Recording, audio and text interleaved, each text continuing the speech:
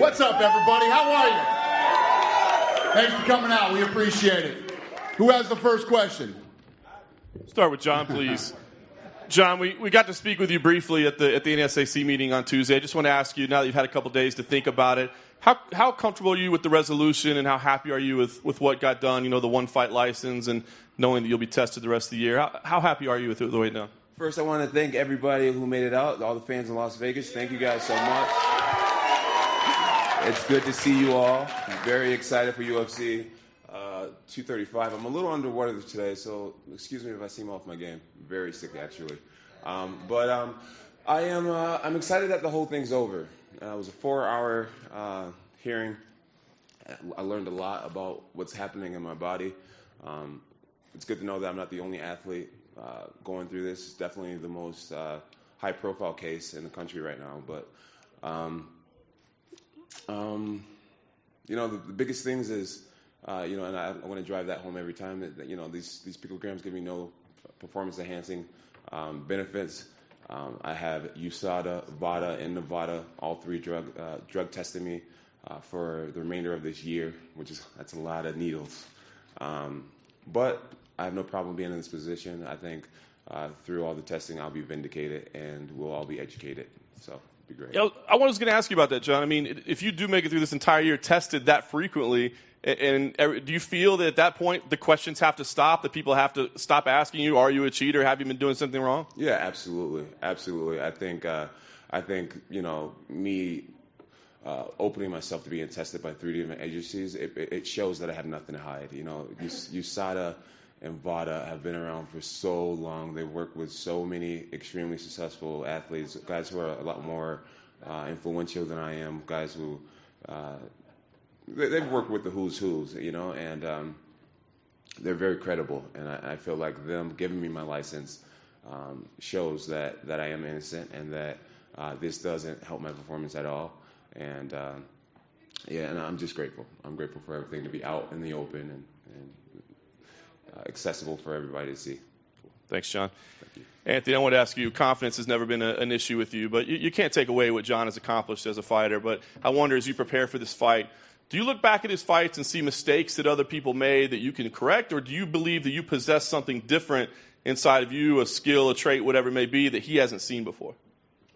I think that every matchup is different. I don't think that you're ever going to fight two separate people and see the same thing. But I think that, especially with the move to 205, and I can really grow the way that I'm supposed to in between fights and leading up during the camp, that I think that I have the answer. I really do, or I wouldn't be here. I'm not just coming in to hang out and fight. That's not it. And as you said, obviously Jon is a phenomenal athlete. He's a phenomenal fighter, and I know what's in front of me. This isn't some big surprise. I know exactly what I'm doing, and I put myself here on purpose. Thanks, Anthony. I want to talk to Ben. Welcome to the UFC, of course. I wonder what the emotion is like for you right now. I mean, here you are, a guy that couldn't get to the UFC, that Dana had some negative things to say about. Now you're sitting on this panel full of superstars in your first appearance. So what's going through your head right now? I'm just going to enjoy the moment. It's great to be here. Finally got this opportunity to prove how good I am at mixed martial arts, and I'm going to take it, and I'm going to enjoy it the whole way. You have always been an outspoken guy online. You've had some interactions on social media with guys. There's a lot of welterweights on the table right now. Yeah. I wonder what it's been like backstage while you've been in town. Have there been any interactions? Marty tried attacking me 20 minutes ago. Listen, I knew this dude. We trained together at the Olympic Training Center. He was Marty then. I didn't even come at him when I got to the UFC because I liked him. I thought he was a good dude. Listen, the opportunity came up at UFC 233. Tyron was hurt. I can't say this is a fact. He could tell you if it's a fact. I don't know if it's a fact. Colby and Marty were supposed to fight each other. Colby got scared. He's kind of a little bitch. Pardon my language. And so I said, listen, this is an opportunity. I'm here to fight the best guys. He's pretty damn good at fighting. So let's get in there for the title. And so obviously, I put the full weight of what I could behind him. Obviously, he doesn't like his old name. But that was what he went by. And so I don't know what his issue is with it. I wasn't even really trying to insult him. That was just how I knew the man. And I wanted to get in the cage and fight him. So I was trying to make the most of my opportunity. He clearly took offense to it. Maybe he could tell us why he took offense to it. And, if something comes up after Tyron and Marty fight, then I'd be willing to fight him in the future. Thanks, Ben. I appreciate it. Yes, fight. We get in the cage. I think he's confused what we do. Like, we're not playing basketball, wrestling. We get in the cage and we fight each other. So threatening me backstage, like, that was what I volunteered for. I volunteered for that. Thanks, Ben. Dana, I just want to ask one quick one outside of this card. The NSAC meeting was huge. I wanted to ask if you had spoken with Khabib or his team yet. Maybe a 6-month suspension, maybe a 9-month suspension. We heard that he says he wants to wait the full year until his teammates are able to compete again. How soon do you think we can see Khabib back in the cage? And is it possible that would happen here in Nevada? Because it sounds like he's saying maybe that he doesn't want that either. Right. Yeah, no, I haven't talked to them yet. Yeah, we'll get it figured out. If that 165 becomes available, America-Russia is always a great storyline. It always is. From since the Cold War. America and Russia. Think about that. Think about how it sells.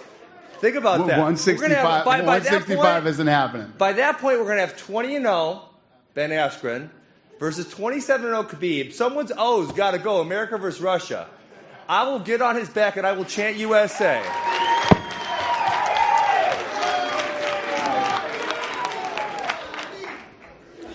Hi, Dana. Just to piggyback off the back of that, you said you hadn't spoken to Khabib or his team. Have you spoken to McGregor or any of McGregor's team?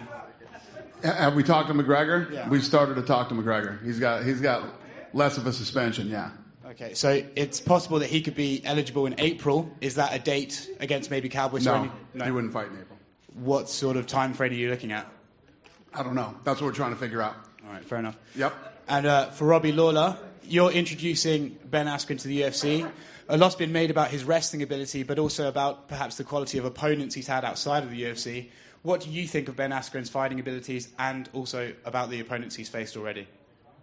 Obviously, he's fought all over the world, wrestled all over the world. He's a competitor. He figures out a way to win. So I got to go out there and get after him. My wrestling's all right. I train with pretty good wrestlers, get my body ready. My coaches are doing a great job with me, and my striking's getting better. So just got to go out there and get in his face and put some hands on him.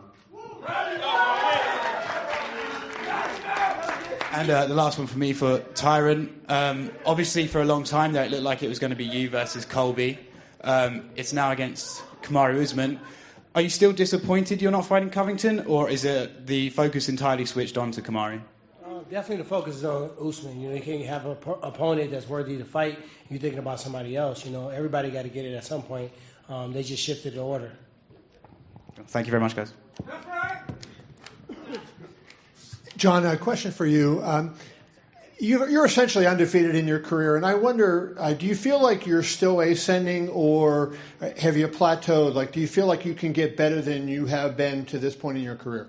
Yeah, definitely. I feel like right now I'm at my absolute best. Fighting against Gustafsson just a few weeks ago, and being able to piggyback off of that win and go into another camp. Starting camp already in shape. Coaches, the vibe amongst the team already strong. I feel great. I'm doing a lot of boxing, and I have a new boxing coach. We're starting to work.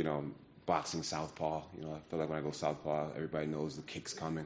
So now I'm trying to get my hands better from the southpaw position.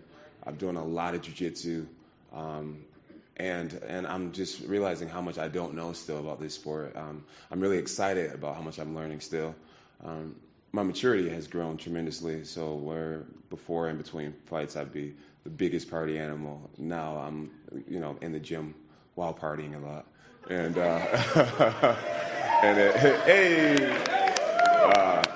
so it works. It works. Yeah, I feel like my best performance will be this next one for sure. Hey, I see it. Love the energy, guys. Love the energy. And just to follow up to that, Jon, you think of the great fighters in UFC history, and Anderson Silva had that long run, but it seems like 6 or 7 years is the most somebody can sustain it. A, why do you think that is, that people don't have that ability to sustain so long? And B, is it kind of wearing down your body having all those fights, and is that part of it? Well, with me, like I said before, I wasn't really training between fights. So where I'm a veteran, I feel very young in the game still. You know, I've been lucky to have never been knocked out, never been dropped in practice. You know, so I believe that my brain is extremely healthy. I feel like you can only take so many punches in your career, and I've never really taken any really big shots from anyone. So that helps. And then, you know, I have this, you know, I'm a Christian, and I really believe that God has blessed me to be in this position. And I feel like when you're backed by the Father, you know, and if He tells you something's for you, then I believe it's for you. And I believe that God has anointed me to be a great fighter. And if you believe that, genuinely believe that, then you should have nothing to fear. A question for Anthony. You've kind of turned your career around since your move up to light heavyweight. Confidence-wise, though, it's a different thing facing Jon Jones than is facing anybody else. How do you, in light of you're going to hear over the next month, you know, how he's the greatest fighter of all time and the odds are probably going to be massively against you, how do you maintain your confidence and belief in yourself when every day you're going to be hearing people doubting you and questioning you? Jesus Christ, you're going to talk the whole fucking time? God damn, shut up. You know, I've been doubted my entire career. I'm a small-town kid from Nebraska. Like, I'm not supposed to be here anyways. So what we do is we strip the name and the face away from the person, and we just attack the problems. And that's what we do. You know, we know what's in front of us. We know what Jon brings to the table. There's plenty of footage out there, and you know, that's how I attack it. I just don't make that big of a deal of it. You know, to me, it's another fight, and I've been chasing this dream to be a world champion for a long time. There's been its ups and downs, and you know, no one's ever counted on me to win. You know, this is not how my career's gone, and Jesus fucking Christ. And that's what we're doing, man. That's what we're doing. We're attacking the problems, and I'm taking the name and the face away from it, and that's what we're gonna do. Thank you. And Tyron, last question I have is for you. You always have a lot of stuff going on in your life, and it seems like sometimes it bothers the boss when you maybe can't step up to fight. What have you been doing? Do you have any projects, movies, or songs, or anything coming out? And how have they impacted in terms of your fight career, being available to fight when the boss wants you to fight? You know, there's nothing that I do outside of Octagon that's ever stopped me from being able to fight. There's been times where, you know, I fight somebody and you're in a violent sport. You know, when I'm out there, I'm trying to knock your head off. And if it breaks my hand or tear my labrum, or if I break my foot, it's been situations in the last 3 or 4 fights that within those fights I succumbed to injury in most fights in the first round, and I had to go out there and still find a way to win. And 3 of those injuries that happened in my last 12 fights required surgery. So surgery and being out and rehabbing is what kept me from fighting earlier than what I've liked to. It's never been me doing a movie or doing an album or doing television or doing anything like that. When I get in training camp, it's training camp. It's time to fight. It's time to focus in to zero. And it's been many movies and opportunities that I've had that I've turned down due to training camp. So I think that's kind of a misunderstanding that I would allow something in entertainment outside of fighting to stop me from taking a fight. That's something that would never happen. Hey, Jon, welcome back. Obviously, Tuesday was very nerve-wracking for everyone, I think. And what was going through your mind, you know, the possibility? How stressful is that, the possibility that the commission might have gone the other way with their decision? It was pretty stressful. You know, going into the meeting, I had a briefing meeting with my lawyer, and he said, Jon, I am certain that you're getting your license back. Don't worry, stay calm, cool, collected. And I was initially. And around the 3-hour mark, I started to get a little nervous. I was like, you know, I started to get a little nervous. I thought that it was a possibility that I wouldn't get the license, but it all worked out. I got the license, and like I said, you know, Nevada and these companies, USADA, VADA, are such powerful companies, and they have so much resource. And if I was a guilty athlete, or if I had, you know, something that was giving me a performance enhancing benefits, you know, I just simply wouldn't be here. That, you know, I feel like a lot of people say, oh, because you're Jon, you know, you're getting this special treatment and all this shit. And it's like, it's been a lot of work. It's been a lot of time, a lot of research, a lot of lawyers and all this stuff. and a lot of scientists, the best scientists in the world, looking into my blood, and they've come to the conclusion that there's a fair fight happening, and so I'm just grateful to be here with my license. Thanks. For Mr. White, was there a contingency in place had the commission gone the other way for the headliner?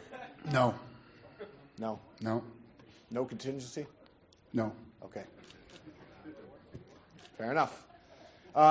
Robbie, how do you feel about welcoming Ben Askren to the UFC? He comes in here with highly touted and, with a lot of accomplishments on his record. So how do you feel to be the guy that's going to welcome him to the octagon?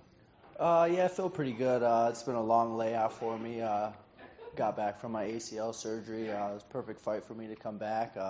Really, I've just been concentrating on myself, making sure I'm the best I could be. And it's a long, hard road, and I'm excited to get back in there and beat up on Askren. Does it bother you that the Vegas odds have you as an underdog versus a guy who's never fought in the UFC, whereas you're a former champion in the UFC? Well, I don't pay attention to the odds. I figured. Other than you telling me that, I don't really pay much attention to all the other stuff. Just focus on training every day, being with my family, making sure I'm becoming a better athlete. Basic stuff, staying within myself, and pretty boring, really, just eating food that's getting delivered to my house and grinding. Fair enough. And Ben, obviously, if you continue your winning ways, it's going to put you on a collision course with your good friend and training partner, Tyron Woodley, although you all said you wouldn't fight each other. So, I mean, what's the answer? A 165 division, perhaps? Most likely, I think. But Tyron and I are fighting. That's already been well established. These guys, Anthony doesn't like them. I think they're pretty funny. They're kind of on point. Tyron and I aren't fighting each other. There's a lot of options, and frankly, there's a lot of people in the welterweight division that I want to fight, and I haven't fought any of them, right? So I got a long list. I could fight every other month for the next couple of years and fight a whole bunch of people I don't like. So, there's no need for me and Tyron to fight each other. A lot of people don't understand that because most people stab their best friend in the back for $100. They don't understand what real friendship's like. And it's like, I don't covet this man's possessions. I don't covet any of my friends' possessions. That's bullshit. Okay?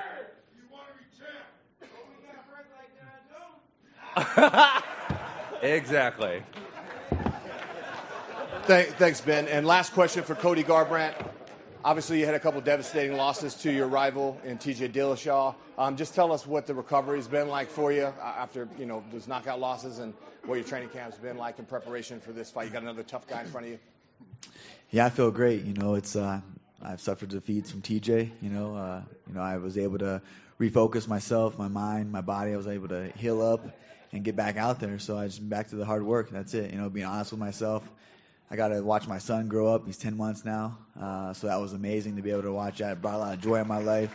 I'm healthier than ever. I'm, excited to get out there and just, this is my passion is to fight. I'm excited to go out there and March 2nd and deliver an awesome performance and climb my way back to the title shot and reclaim my throne.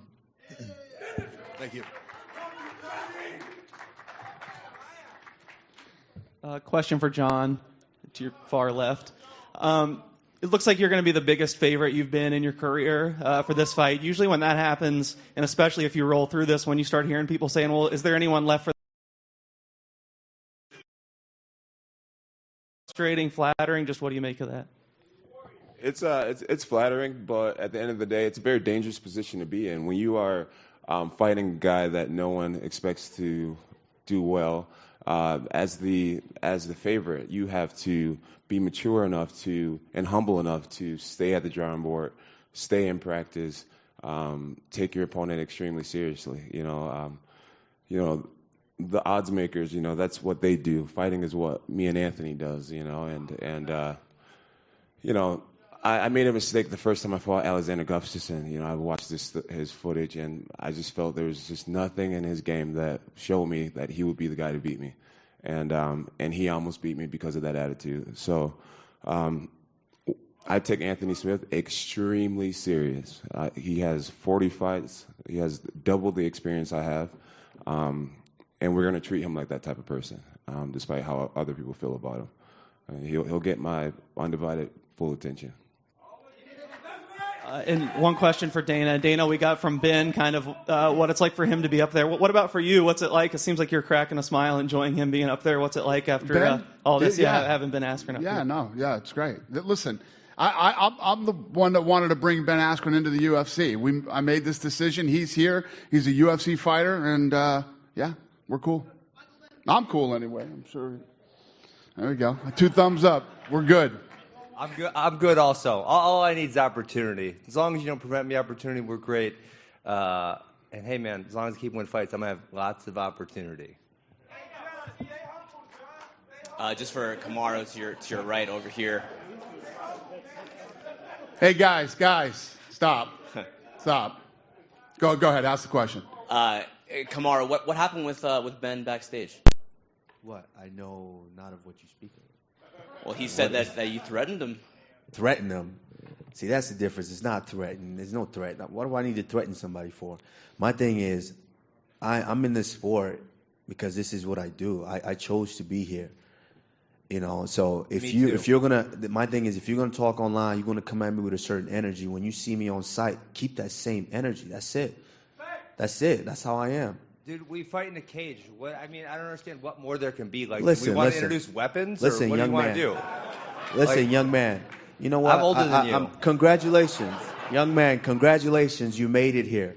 You get to be up here with your favorite fighters. Maybe after this, we can all sign something for you so you can take home to your family, okay? Congratulations, you made it here. Now, you know what? You should be worried about that man over there. You know who you're fighting? Yeah, Robbie, he's good at fighting. Do you know who you're fighting? Okay, pay attention. Be worried about that man. I'm fighting for the UFC welterweight title. Yeah, and on March 2nd, I will be the new welterweight champion. I highly doubt so at that point, you can come talk to me. But right now, focus on that man over there. All if right? somehow Tyron slips on a banana peel or man. something, then I will be calling your name. You better not come at 30%. If you come at 30%, they're gonna need the ambulance. Oh, it's all good, Playboy. I ain't bringing 30% for you. Hey, you know what I always say, man? I have a bigger shovel out here. When it comes down to digging deep, can't nobody dig as hard as I can dig. So you know what, T. Wood? I want you to bring your best game. Who have you dug against? Who has you fought? It doesn't matter. It does matter. It doesn't matter. My shovel is so deep. In water. Hey, this is one thing. This is one thing you never seen from me. I ain't backing up. You hit me, I'm still coming. And I'm coming all night long, T. Wood. Please don't back up. Brother. Don't back up, my man. Don't back up. Don't back up. Watch the people that said that before. Hey, don't matter. Everybody that said that before, they ate the canvas. They ate the canvas. And the referee was coming to peel me off. Listen, anybody could put their head down, throw a haymaker, and pray, hope it land. What? Easy.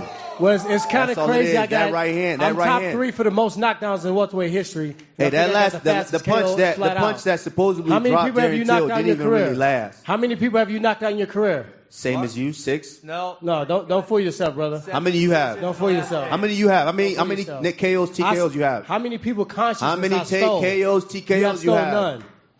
How many you have? Bruh, Marty, I'm your mentor.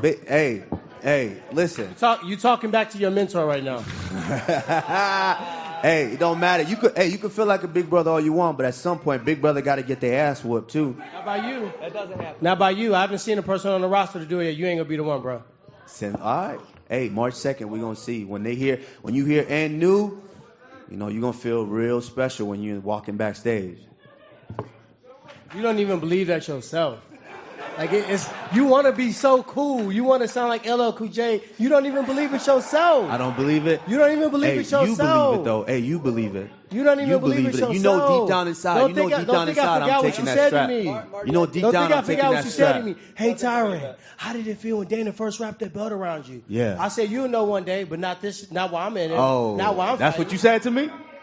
That's what you said to me? You never asked me that? No, I said, never asked me that? No, I understand. You said you know, but did you say not when I'm champ? I say See, you would know one day. right there, y'all listen, right there. This has been in the making. This has been in the making for years. Is not March 2nd, this has been in the making for years. Yeah, you a champ, and I asked you that. You know why? Because I'm gonna take it out for you one day. I asked you that, and you said you know one day. Guess what? Come on, March 2nd will be the day. Come on, what you gonna do better than me? Everything. You gonna out-wrestle me? Everything. If we get in the octagon and I can throw no punches, no knees, no takedowns, no submission, I would kick your ass and just wrestle, flat out. When it come down to striking, I would knock you out flat out. When it come down to grappling, I would break your arm flat out. There's nothing you can bring beat that me energy. in. I'm March faster 2nd, bring than that you. energy. I'm stronger than you, and I promise you, if you come at less than 100%, March 2nd, bring that you would energy. think about, you would reconsider fighting Bring everything that in your energy. life. I Hey, promise and let your you cheerleader back here know he can't bring him in the cage. You know what's funny? Darren Till said the same thing, didn't he? Darren Till sat over there and said the same thing. He said it's time for the young lion. But I'm not Darren You Till. watch- you know that. Guess what? Now, and I commend him. All right. 'Cause he took I'm a not many Darren elbows Till. upside the head. I'm not Darren Till. It ain't gonna take that many. Am I Darren Till? What you gonna do? Am I Darren Till? How you gonna beat me? You know I'm not Darren Till. How you gonna beat me? Hey, it don't matter. How you gonna beat me? March 2nd, you gonna hear. How you gonna news. beat me? And you know what I'm gonna tell you? I'm gonna tell you right now. This What is how you it's gonna tell go me? down. I'm about to say After I anything. take that What you belt gonna from you, you show know what I'm me? gonna tell you. After I I'm take from that belt from Missouri. you, you know what I'm telling I'm you from in the your ear? show me say, what you I'm gonna tell you show just like me? this. You've been a good champion. Oh my God. You've been a good champion, T. Ella, here come Thank Uncle you. J. You've been a good Hello, champion, J. T. Thank you, T. You know You've what been a I'm gonna good tell champion. you? Let me get my chapter. You've been a good champion. You know what? This You know is what one thing. I'ma tell This is you? one thing I want to tell everybody. You've been a good champion. You know what? This is And one I'ma thing I'm come gonna tell. to This is you. one thing I'm gonna tell And I'm everybody. gonna You know what, tell Tyron? you. I thank you. Sit I down actually somewhere, thank you bro. very much. I actually thank Hey. you for this opportunity. Hey, because I do this, This man. is an opportunity Hey, you didn't Usman, get. I do this, which is and to I've been take doing that this for a long belt time. from GSP. See what you started Some right of here? us, some of us do this. I do this. Okay. And I've been doing this I've been doing this before it was legal. I've been doing this in the streets my whole life. Like this, Okay. I've been fighting my whole life. And look at the gap I done closed. And guess on what? you. And what? Look at the gap I closed in. How many I years? tenderized all your opponents for you. I wrote the book on how to beat Damian Maia. You should thank me. You should give me Really? a percentage of. You should give me a percentage of your purse. Really? How many Please. strikes you throw in that fight? Please. If we want to break down fights, how many Please. strikes you throw in that fight?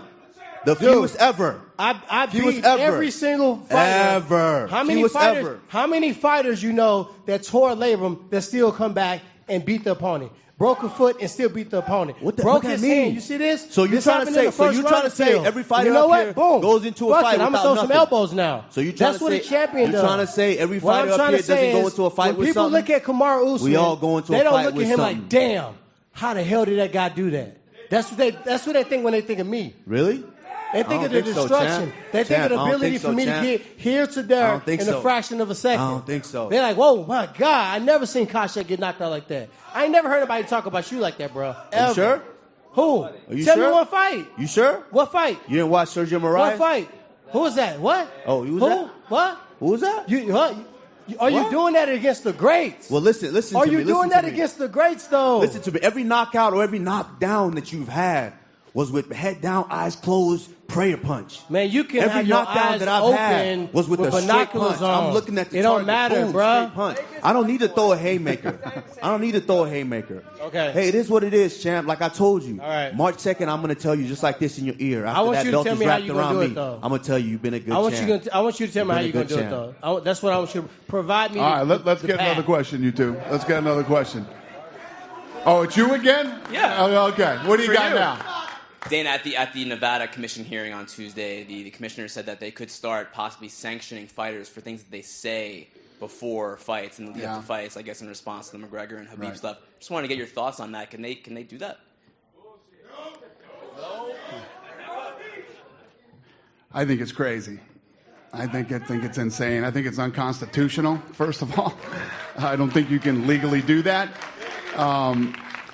These guys get into a cage and they punch each other in the face. They can knock each other unconscious.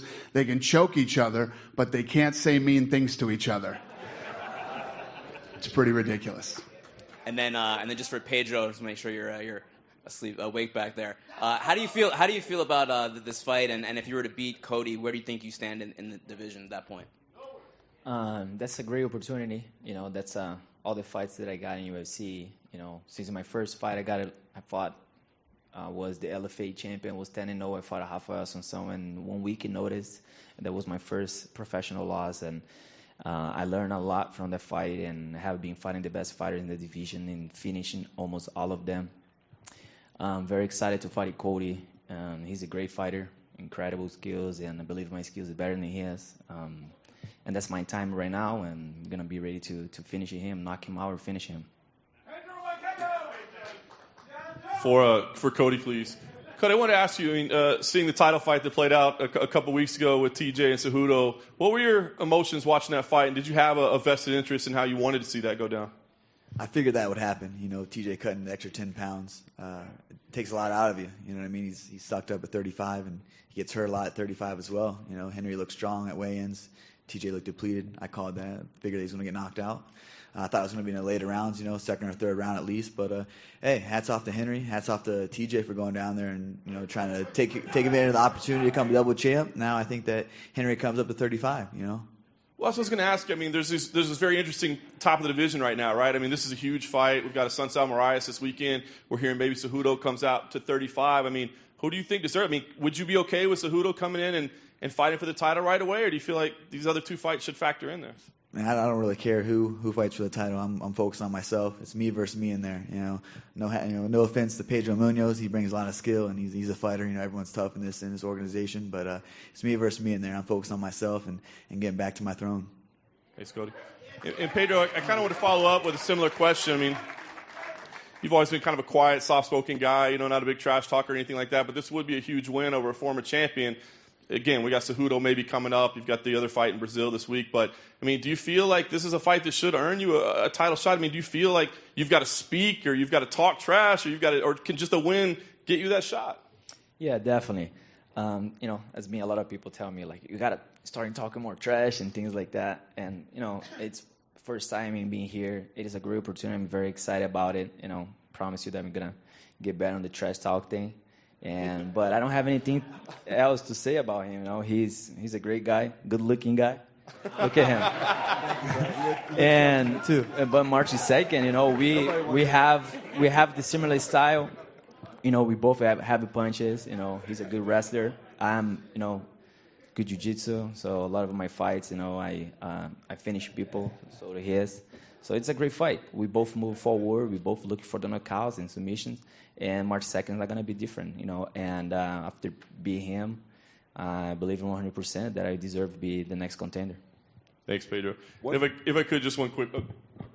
I was going to ask, what's one thing you don't like about Cody? Let's hear it. Talk some shit. I'm going to say one thing that I like about him. So I can't say anything that I don't like about him. The fight that I fought Brad Jones, it was in LA. You know, he fought TJ there, and we talked for the first time. He's a cool guy. You know, his manager, he has been around the gym that I used to train before in LA. You know, he's a cool guy. You know, one thing that I like about him, and soon after being, I'm gonna buy is his Lamborghini. Our pay-per-view just went. Hey, he tried. No, it's great. I'm excited to fight. You know, Pedro, he's a tough competitor. You know, he comes to fight, but I'm just going to show it to the next level. You know, I have a lot of respect for him, but this is my time to get back to the top, and it starts off March 2nd with him. Yes. Kamaru, I just want to ask you, I mean, it's obviously you're definitely fired up today, but I wonder, I mean, you know, is there a chip on your shoulder just from the process you had to get to be here? I know you felt this was your journey, but there was such this convoluted approach to you finally getting your title shot. I mean, is that why you have a chip on your shoulder, or is it something about Tyron that upsets you? What's the energy today?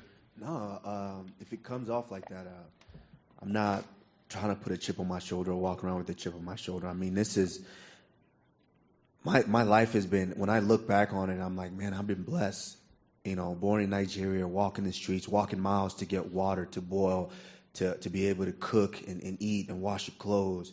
You know, I never dreamt of being able to be in America, be on here, be in this stage and doing something, being and seeing some of the amazing things and places that I've ever been. You know, going all through that, getting into a sport like wrestling and transitioning into something like this. I mean, just backstage, I was telling Jon, the first time I ever watched a UFC fight was with Jon Jones. And my freshman year in college, we went to a house party, and that was the first time I ever seen a UFC fight. And so I've been blessed. All through my life, I've been touched by different people, seen different things. And March 2nd will be the cap of that, you know, being the first African UFC champion of the world.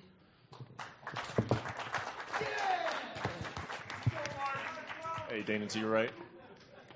One question that I don't feel like has been brought up over the last 2 months with everything that happened with Jon and the situation of California and Nevada and USADA or whatever is, do you think that this is working? You brought in this drug testing program 3 years ago, and we've seen, guys lose a lot of their career to contaminated supplements. And then, Jon has a test come out, but then they say, well, it's so low that, it's from years ago, so he's allowed to fight, but then that damages his reputation, obviously. Do you think that this is working? Are you happy with the way that the drug testing is happening?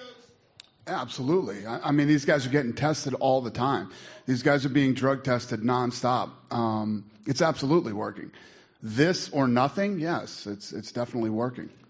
And the goal is when you have talented fighters like this, guys that have this type of talent, if you can keep them off these drugs, it creates longevity for their career.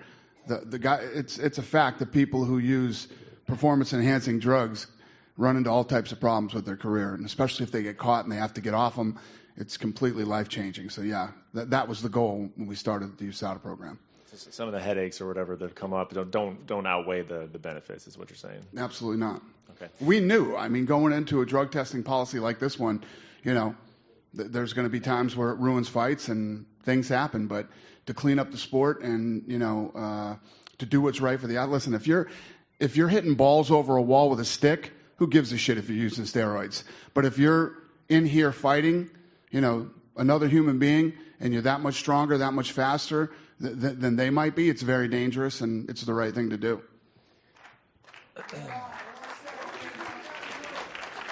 One fight that you don't even have up on the stage is Holm versus Aspen Ladd. Can you talk about that fight real quickly? And is that a guaranteed number one contender fight? Yeah, that fight's not going to happen. That's why they're not up here.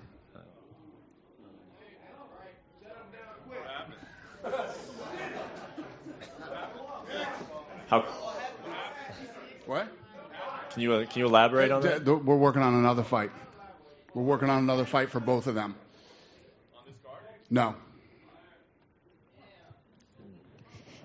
Dana over here. That bummed everybody out, huh? Yeah, it did. Yeah. Jesus.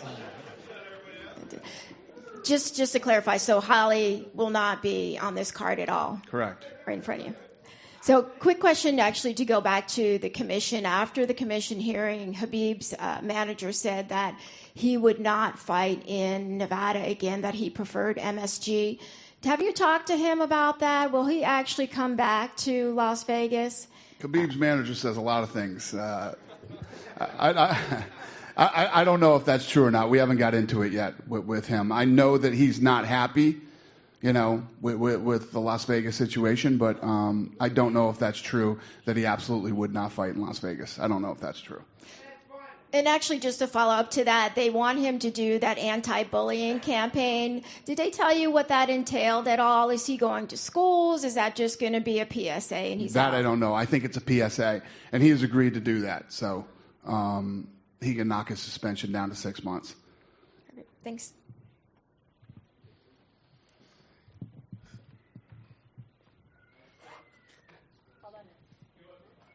You got one more? We'll do one more, and then I'll square these guys off. Not you guys. One of these guys. We've heard all your questions over the last 45 minutes. Hey, if we're just asking one more, Rob, I heard you mention earlier that this is a perfect fight for you to come back to.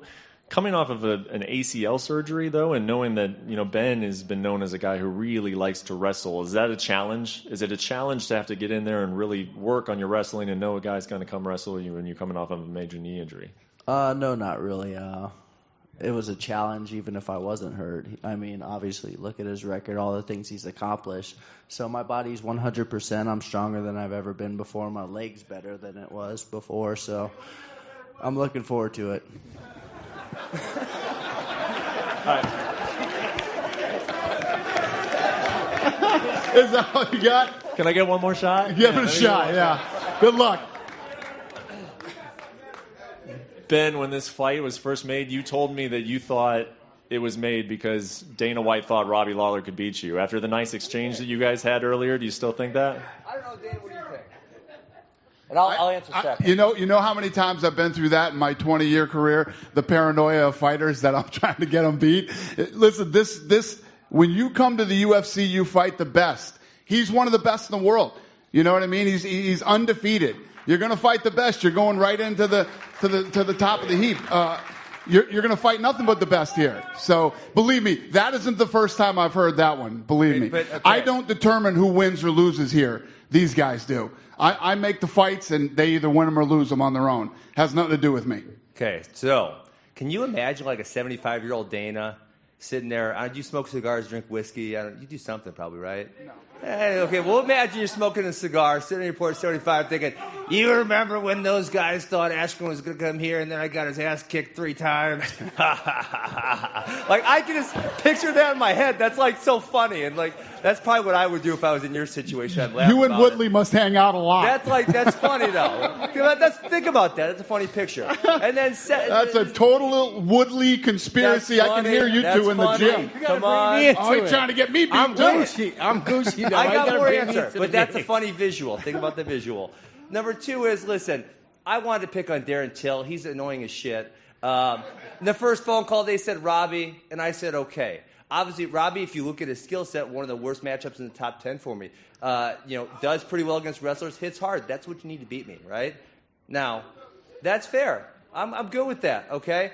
I didn't come here for the right fight. I didn't come here for the easy fight. I didn't come here for the damn money fight. I came here to fight the best world and prove that I am. I want to compete, and so I'm ready to compete on March 2nd. Was that question better, guys? You happy with that one? All right. Thanks for coming, everybody. I'll square these guys off for photo ops. See you March 2nd.